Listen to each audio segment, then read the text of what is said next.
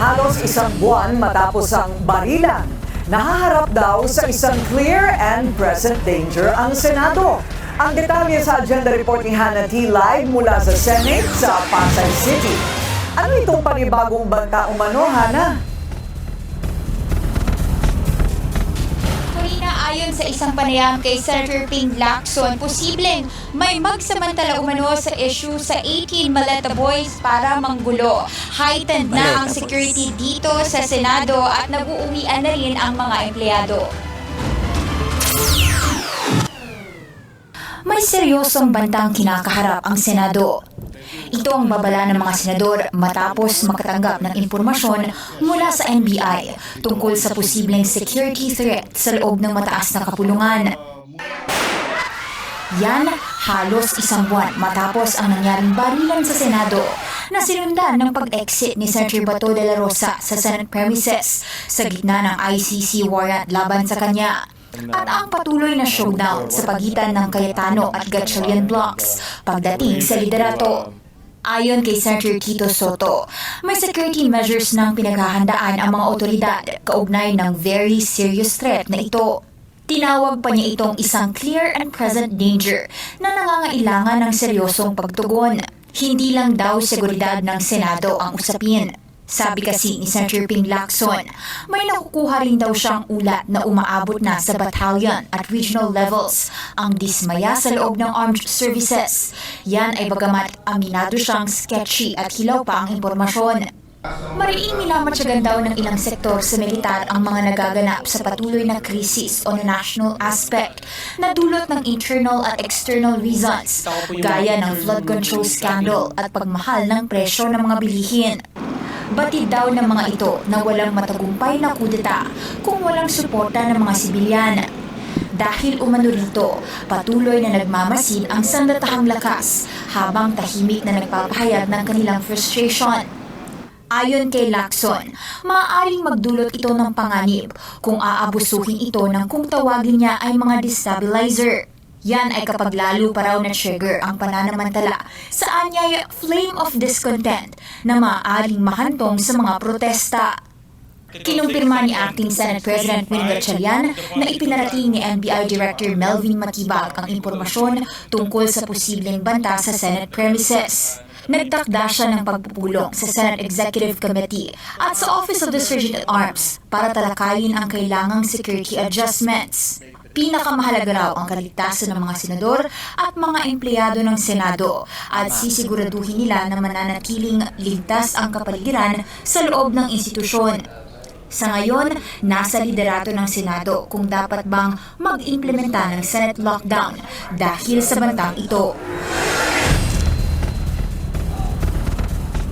Corina, binanata ni Senator Alan Peter Cayetano ang NBI matapos nitong magbabala tungkol nga sa umano'y banta sa seguridad dito sa Senado. Ayon kay Cayetano, mahirap umanong tanggapin agad ang impormasyon dahil ang NBI mismo ay nasangkot sa naging confrontation sa loob ng Senate premises noong May 30, kaugnay ng tangkang pag-aresto kay Senator Bato de la Rosa. Iginiit niya na ang ahensyang naging bahagi ng alitan sa loob ng Senado ay hindi rin daw dapat magkusang magtalaga sa sarili nito bilang tagapangalaga ng seguridad ng institusyon. Tanong pa ni Cayetano, bakit ilang senador lang daw ang nabigyan ng impormasyon tungkol sa umano'y banta sa Senate security? Kung paniwala raw ang banta, dapat lahat umano ng senador at empleyado ng Senado ay alam ito at napoprotektahan daw ang lahat. Hindi rin daw dapat isang block lang ang nakakaalam ng ganitong impormasyon dahil usapin ito ng buong institusyon. Corina. Okay, so Hannah, ang magagawa lang ng NBI ay magbigay ng babala sa banta, pero hindi nila pwedeng pigilan ang pagpasok ng tao pa rin.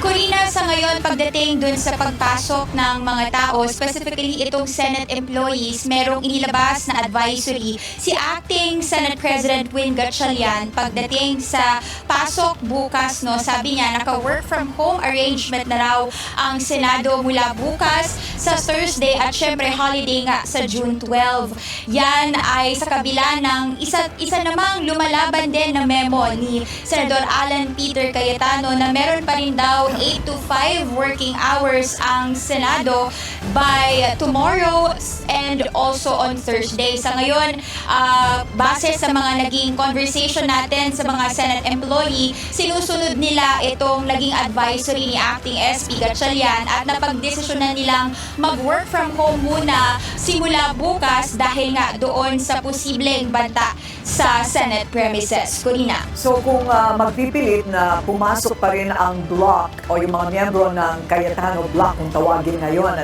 wala silang staff.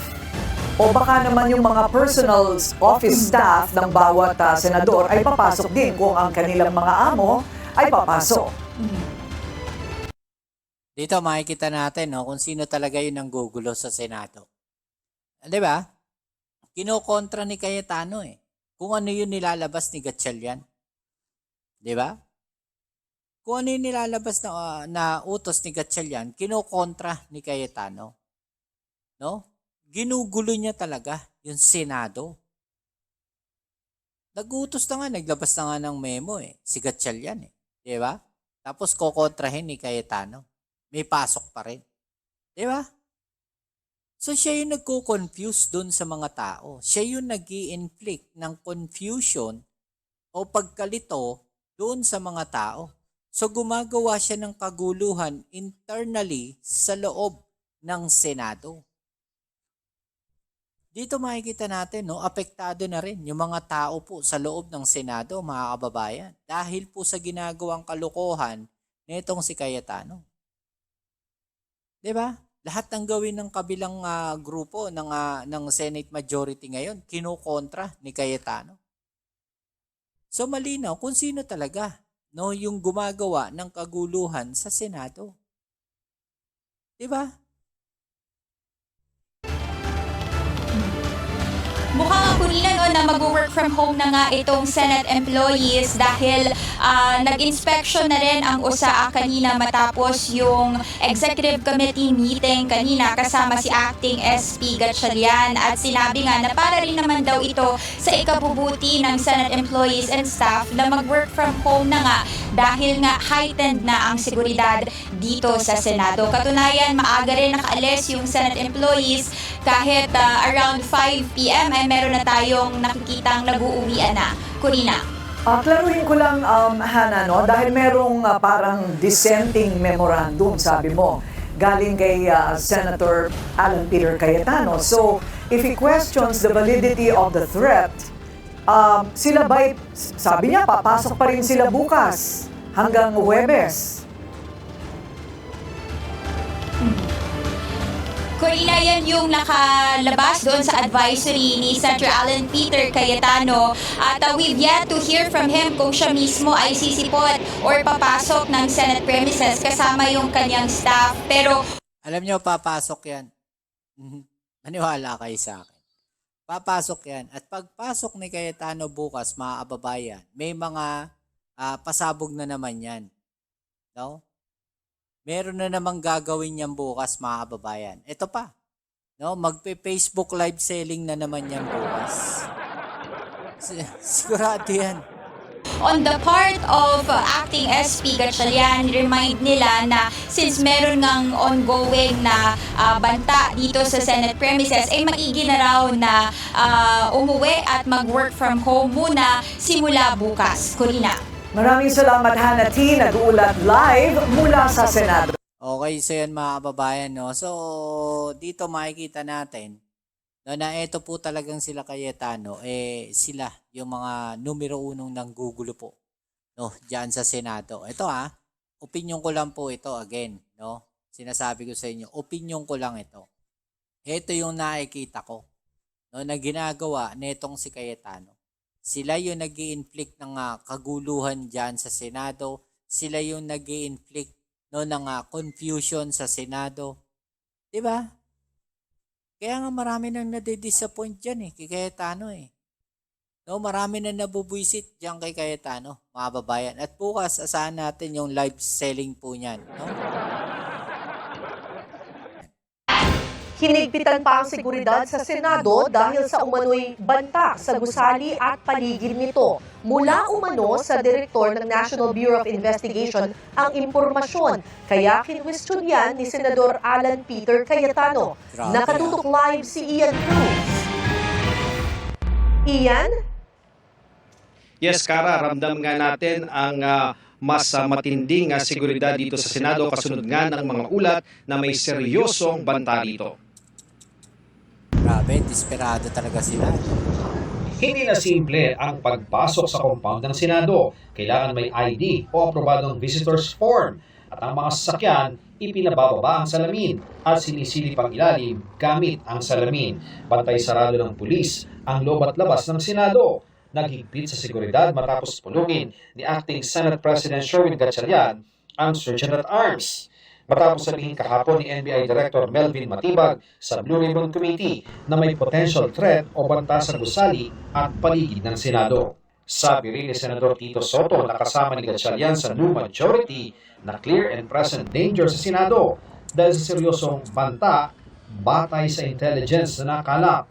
Pero ang bantang yan, kinwestiyon ni Senador Alan Peter Cayetano kung bakit hindi na ibahagi sa lahat ng senador. Patuloy niyang iginigiit ang pagiging Senate President at nagtatanong. Talagang kapit tuko. Itong si Cayetano at hindi pa rin niya matanggap na hindi na po siya Senate President, mga kababayan. Kung anong klase ang banta, sino ang nag-assess at ano ang ebidensya. Pagpunto niya, hindi naman galing ang impormasyon sa Senate Office of the Sergeant at Arms o OSAA na siya anyang inatasan ng konstitusyon ng mga laga sa Senado. Dapat anyang timbangin muna ang impormasyon kung galing sa NBI na ipinunto niyang humarang kay Senador Ronald Bato de la Rosa noong May 11 at sinisi niya sa pamamaril sa pagitan nito at ng Senate Security noong May 13. Grabe, no? Sinisi ka pa namin makakuha ang panig ng bagong mayorya kaugnay niyan. Pero sabi ng itinalaga nitong Sergeant at Arms sa Retired Police Major General Alfred Corpus, inaalam pa niya kung anong specific threat sa Senado. I have to find out kung saan yung source ng info and then find out kung ano talaga yung specific threat. If there is a threat, siyempre, it's always naman yan, calibrated yung response natin according to the threat level. Mahiwalay pang inaalala si Senador Ping Lacson ang lumalaki umanong pagkadismaya sa hanay ng sandatahang lakas hanggang sa batalyon at regional levels na delikado niya kung samantalahin ang mga gusto magpabagsak sa gobyerno. Naugnay umano ito sa power play sa Senado, flood control scam at pagmahal ng bilihin. Bagaman sketchy and raw o malabong impormasyon pa. It is now being validated and it has been referred to the proper authorities. Sa mga nagtatangka, dahil nga may nauulinigan po na ganitong mga security threats, kayo man ay senador o ordinaryong tao na nagsasagawa nito, hindi po kayo makakaligtas sa kamay ng batas. Grabe. Kara, naglabas din ng memo si Senate President Pro Tempore Win Gatchalian kaugnay nga sa heightened security measures na ipinatutupad ngayon dito sa Senado. Inatasan niya rin ng Senate Secretary na i-secure ang lahat ng record at dokumento ng Senado at nagpapatupad din ng no visitors policy. Inihikayat din ang lahat ng mga empleyado na mag-work from home muna hanggang sa Huwebes. Okay, so yan mga kababayan, at talaga namang precautionary measures, yung ginagawa po ng ating Senado. At ito namang si Cayetano, mga kababayan, ay sinasabi niyang parang wala pong threat sa Senado. Ayan na naman tayo mga kababayan, wala na namang threat, Tapos, pag andyan na yung threat, mga babayan, tsaka na naman sila magrereklamo. Bakit hindi na naman inagapan? Bakit hindi binantayan ang Senado? Mga babayan? Clear and present danger. Ganito inilarawan ni Senator Vicente Tito Soto III ang kasalukuyang banta sa seguridad ng Senado. Matapos kumpirmahin ng ula, binigyang diin ng senador na nangangailangan ito ng seryosong atensyon. Kaya naman kasalukuyan ng inihahanda ang mga kaukulang security measure. Gayunpaman nakadepende pa rin aniya sa rekomendasyon ng mga security experts kung kakailanganing suspindihin ang operasyon ng institusyon o magpatupad ng lockdown. Samantala, mas malalim na anggulo naman ang ibinahagi ni Senator Panfilo Ping Lacson. Nagpahayag ng pag-aalala si Senator Lacson na ang lumalaking frustration o pagkadismaya sa hanay ng sandatahang lakas ay maaaring magdulot ng panganib kung pagsamantalahan ito ng mga destabilizer. Ayon sa senador, bagamat hindi pa beripikado ang impormasyon na nakarating sa kanya, ang antas ng pagkadismaya ng militar sa mga nangyayari ngayon ay umabot na umano sa batalyon at regional levels. Maigting din umanong nagmamatiyag ang nasa sandatahang lakas sa mga pangyayari sa nagpapatuloy na krisis sa pambansang antas na aniya ay dulot ng kombinasyon ng mga panloob at panlabas na problema. Muli namang binigyang diin ni Armed Forces of the Philippines Chief of Staff General Romeo Browner na nananatili silang nakaangkla sa isinasaad ng batas. Hindi rin aniya silang magpapaapekto sa anumang usaping politikal. Of course, nakikita namin yung nangyayari sa ating bansa. Hindi naman po kami bulag o hindi rin kami pingi. We know what is happening. Pero hindi naman po namin mandato na makialam sa politika. That is not our mandate. Nauna rito, sinabi ni Senate President Pro Tempore at Acting Senate President Sherwin Gatchalian na ipinaalam sa mga kinauukulang sektor ni National Bureau of Investigation Director Attorney Melvin Matibag na may potensyal na banta sa gusali ng Senado at sa mga pasilidad nito. Dahil dito, binigyang diin niya ang kahalagahan ng pagtiyak sa seguridad at kaligtasan ng lahat ng mga senador at kawani ng Senado. Ngunit para kay Senator Alan Peter Cayetano, ang banta sa seguridad ay unverified. Binigyang din niya na ito ay galing sa isang kinokontrol at hindi neutral na National Bureau of Investigation. Ayon pa kay Senator, Kung titignan ninyo yung mga salita ni Cayetano, mga kababayan, yan yung ano eh. Yan yung way na para siraan yung kredibilidad ng NBI, di ba? At iba't iba pang ahensya ng ating gobyerno. 'Di ba? Ultimo Malacanang sinasabi niya, 'di ba? Na yung Senado daw po nila Win Gatchalian, Senado daw po 'yan ng Malacanang. 'Di ba? 'Yun yung sinasabi niya No? Nakita ninyo kung paano yung kung paano niya sirain, 'di ba? Ang Senado. Kung bumaba na lang ba siya sa pwesto? Wala naman na silang bilang Ini-insist nila 13, no? Nasaan na yung 13 nyo? Nasaan na yung 13 nyo? Nasaan si Bato? 'Di ba? Wala naman si Bato. Nasaan si Jinggoy? Wala naman si Jinggoy, nakakulong na. Si Chis lumipat na. Nasaan pa yung 13 ninyo? No? Kakakapalan na lang talaga ng mukha na itong si Cayetano, kaya siya nandiyan pa sa pwesto niya. Makapal na lang talaga yung pagbumukha niya. Cayetano ginagamit lamang ito bilang political narrative upang i-pressure ang Senado at ilihis ang usapin mula sa korupsyon sa flood control. Nako? Ililihis daw yung usapin sa flood control, mga babayan. No? Sino ba naglilihis ng usapin? Bakit hindi nyo pinaharap yung 18 Marines na sinasabi ninyo?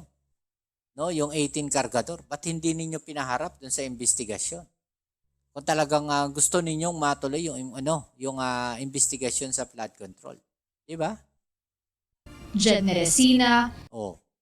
Gano'n lang naman kasimple 'yun, mga babayan Kung talagang gusto nilang matuloy yung investigasyon na yan sa flood control, bakit hindi nila pinaharap?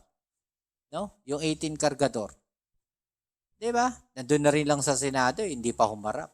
Tapos nung na-dismiss yung meeting, bigla silang magsasabi, wala na sir dinismiss na